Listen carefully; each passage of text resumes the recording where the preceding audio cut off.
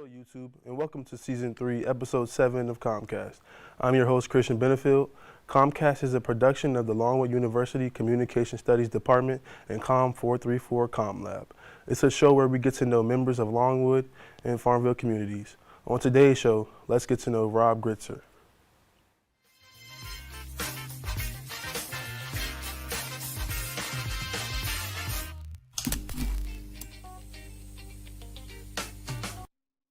How long have you worked as assistant coach at the Longwood track? Yeah, so I'm still relatively new to Longwood and Farmville. I actually started on August 25th, so I'm heading into my second month. And how did you get the position? So that's what I've gone around the coaching tree a little bit. So I worked at my old alma mater high school in North Carolina, then down at IMG Academy in North Dakota State, and then was lucky enough to find the opportunity at Longwood. And what other previous experiences have you had? So that's definitely like IMG in North Dakota State's where I got the majority of my coaching experience, but I also have my own coaching business, New Level Sprinting, and between the three of those has definitely prepared me for the job here. Nice. And when was the track program established? So the track program was established in roughly February, March of this year, so still a very relatively new team. We had a volunteer last year, Colt Resnick, who recruited for the sprints and hurdles, and then I was hired in August to really be that full-time staff member that's helping to build the program and kind of setting that vision for the future. Is there a specific reason for the track program?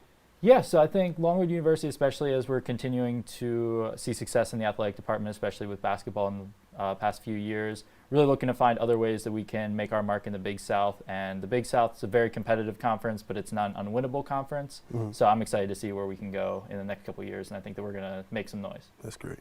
What distances and events will be available for the athletes here at Longwood?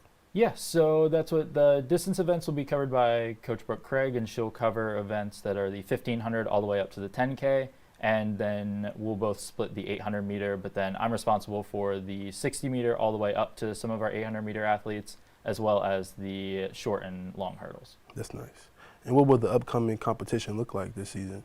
Yeah, so we still haven't gotten the full schedule out yet, but we're looking to go to a couple indoor meets, hopefully at Liberty University, and then once we get to outdoor season, definitely staying in the Virginia and the Carolina area and just preparing for the Big South Championships.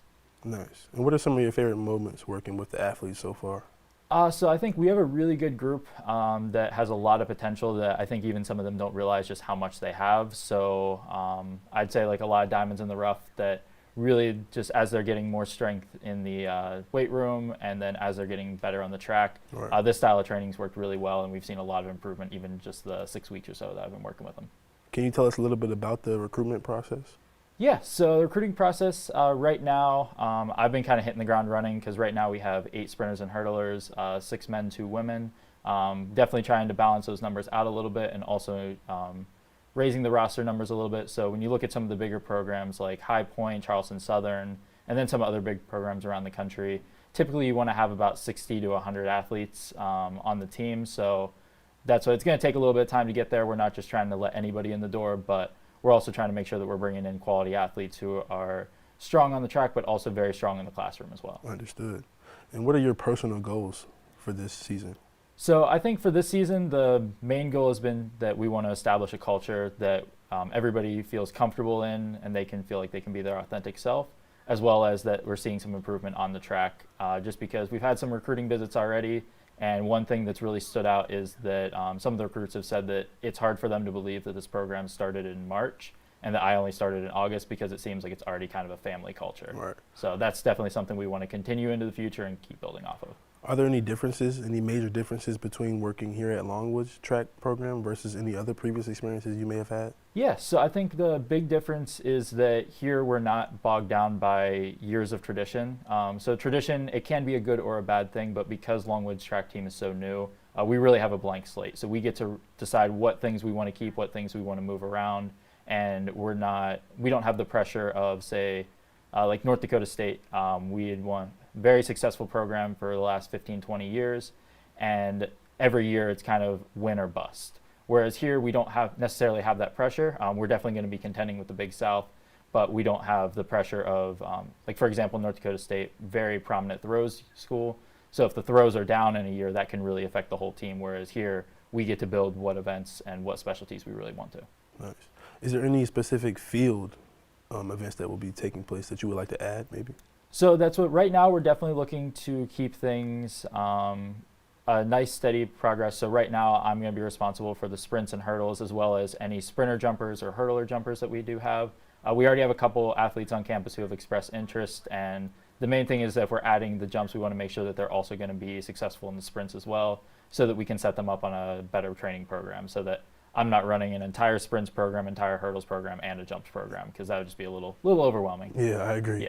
And so when you look at this year's group of athletes and you compare that to yourself, what advice do you have for any new coming athletes? Yeah, so that's a great question. I think that the main thing is that don't let the experiences kind of become just daily routine, because it is a once-in-a-lifetime opportunity to get to compete in the collegiate level.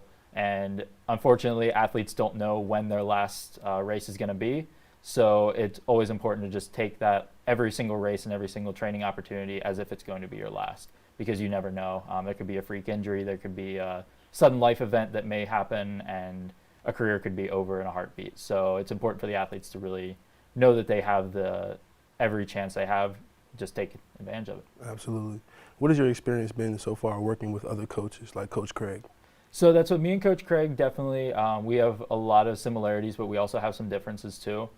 So with Coach Craig, definitely she is very focused on developing athletes, and she may be even a little more open to developing athletes that maybe I would not really recruit, because with me, the big thing is that I want to make sure that we're going to be contending in the Big South. And with some of the sprint events, typically if you're going to win one of the sprint events in the Big South, you're going on to nationals.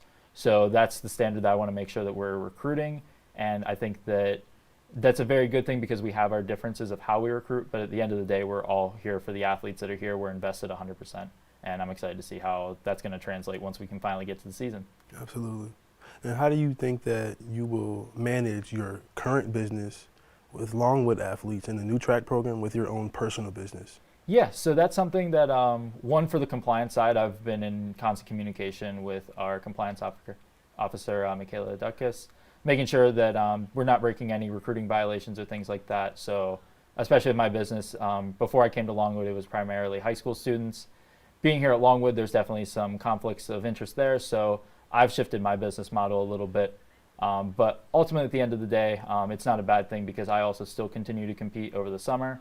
So now I'm focusing more towards masters athletes who are out of eligibility, and that helps keep everything in a nice green area. Do you plan on becoming a head coach at any point in time, or leaving Longwood and going somewhere else, or do you plan on staying here at Longwood? So I definitely know that with Longwood, it's going to be a process to build the team. I'm not expecting that we're going to be a national powerhouse in 2 years. So I'm not really looking ahead to leave and go to another university. If the opportunity were to come out to be a head coach, that's something that I would definitely consider. But especially given I'm only 25 years old, I have a lot of experience already and have coached some high-level athletes. But a lot of the administrative tasks and things like that is really what I want to make sure that I'm honing in on, and so that if that opportunity were to come up one day, I'm going to be ready. Absolutely. Thank you, Rob, for those great answers. Yeah. So now we're going to move into our next segment. It's called Fast Trivia, and we're going to ask you a few questions. Sounds good. Thank you. Yep.